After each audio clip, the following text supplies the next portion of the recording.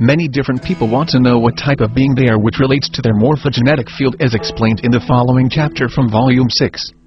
If you would like to read this again and see which type of being you resonate with, I'll be happy to work with you or confirm for you what you get inwardly.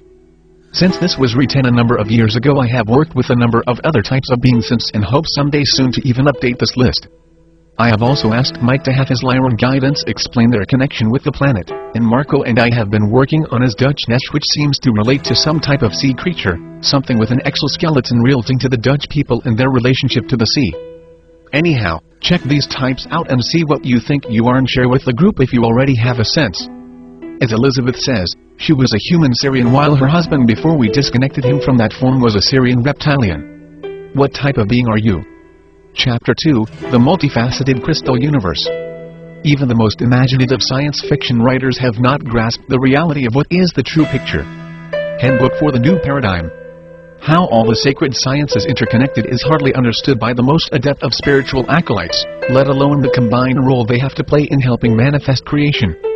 For Rudolf Steiner, it was the most sacred of all these sciences, geometry, which became for him the sole justification that an inner, spiritual world existed which was just as real as anything external.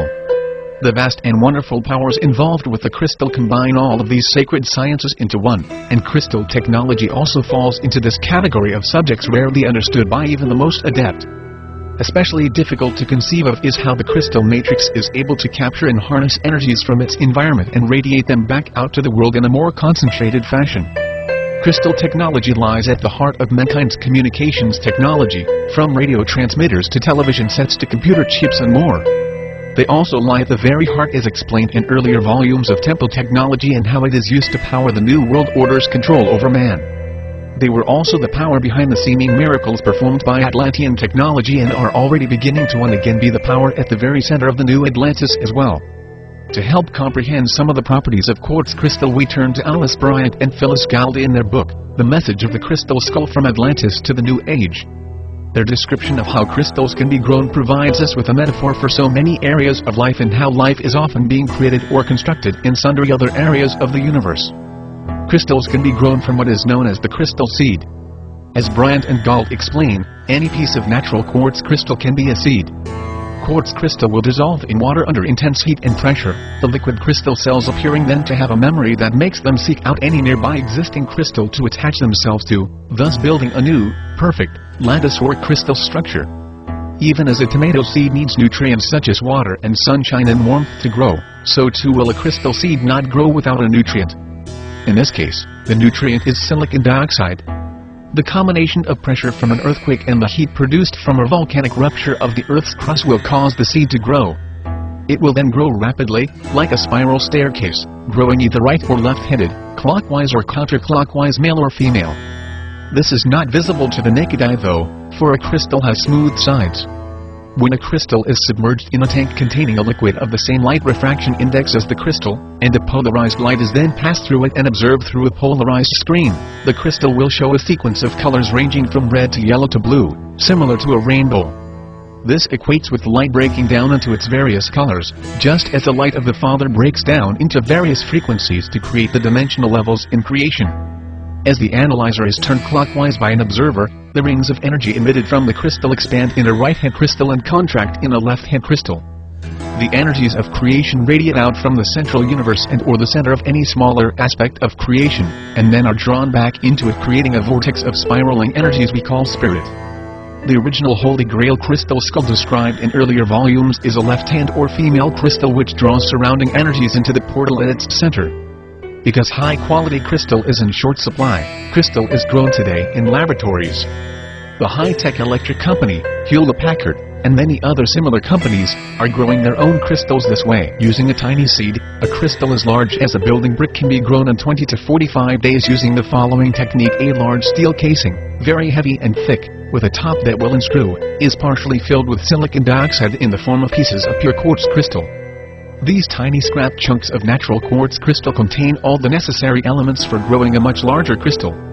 The rest of the space is filled with mineralized water and the seed crystal is suspended with a tiny wire above the scrap crystal feedstock. With the top of the container tightly closed, the steel casing is lowered into a vault. This vault, usually subterranean, has a hatch similar to a submarine hatch that closes and then seals. The container is electrically heated to an intense temperature, resulting in tremendous pressures inside the sealed chamber. The crystal scraps dissolve and the liquid crystal cells then migrate, attaching themselves uniformly and in perfect building patterns to the mother seed crystal or matrix. After the optimum time has elapsed, a matter of weeks, the heat is turned off and the entire area is left to cool slowly. Although there are some carefully guarded trade secrets, this is the general method used. Thousands of pounds of lab-grown crystal are used every year in the electronic trade. Not only can clear electronic crystals be produced by this process, but also, by carefully controlled additives to the water, select quality amethyst, citrine, blue, green, and smoke crystals can also be obtained. Large producers of crystals at this time are such countries as the United States, Germany, France, Japan, and Russia. As my former partner Lindsay and I looked at how life forms were created in the Orion star system in order to explain their spiritual lessons, this is how Lindsay describes what she could see. I saw in my mind a vat of some kind of cellular soup. Then I saw a cluster of sample or seed cells being used to grow the rest of a being. It came to me in the sense that it is a parallel to the way crystals are scientifically made from a seed crystal in a controlled environment. It also came to us both that this is exactly the way mankind was first created, as a slave race of two-stranded DNA beings, only in this case, the electromagnetic strands which make up the other 10-dimensional strands of our being were stripped away from us using a very similar electromagnetic technique. The crystals are grown just like the Orion robots, as we like to call them, that we have seen populating many areas of life around the world. Both the crystals and the Orion robots may be compared to a hothouse tomato, which is grown under controlled conditions so that the end result is superior in size, color and taste. Most often they are flawless in appearance and stature. And, like hothouse hybrids here on Earth, they are more perfect in every way. Also, like a tomato, they are better in every sense of the word because all of their needs have been met at the right time and the handicaps to their growth have been minimized. If one wanted to create a slave race, or a series of human-like robots, this would be exactly the way to go about it, and they have.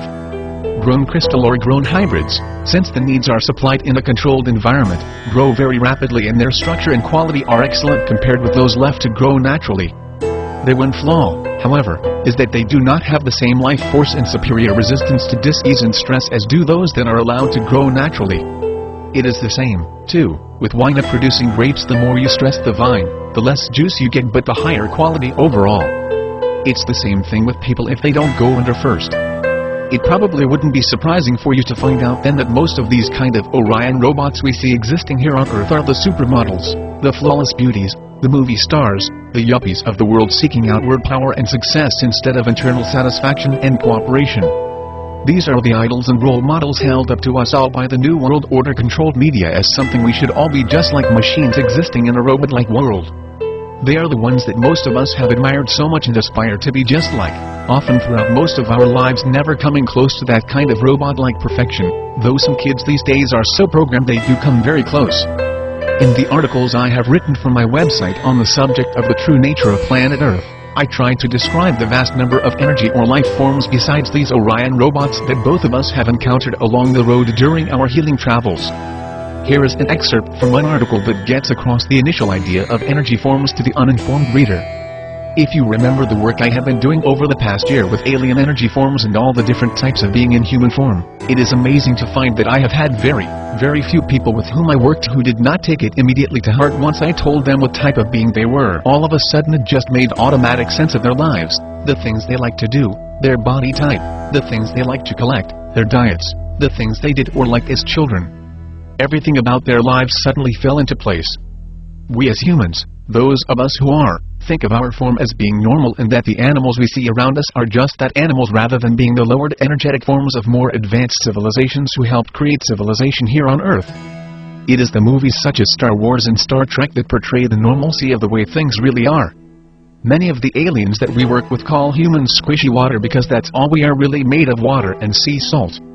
Some of the different alien energy forms we have encountered are biological metal hybrids. Some exist more like energetic balls on their home planets, while others are exactly like the Ewoks or Wookiees from the aforementioned movies. Saint Germain himself says there are more than 200 different kinds of being here on planet Earth. In our travels we have also dealt with fish people who drink 3 gallons of water a day and breathe through the water they drink because they have energetic gills under their chins, etc. We have worked with dinosaur-like aliens, various forms and sizes of reptilians.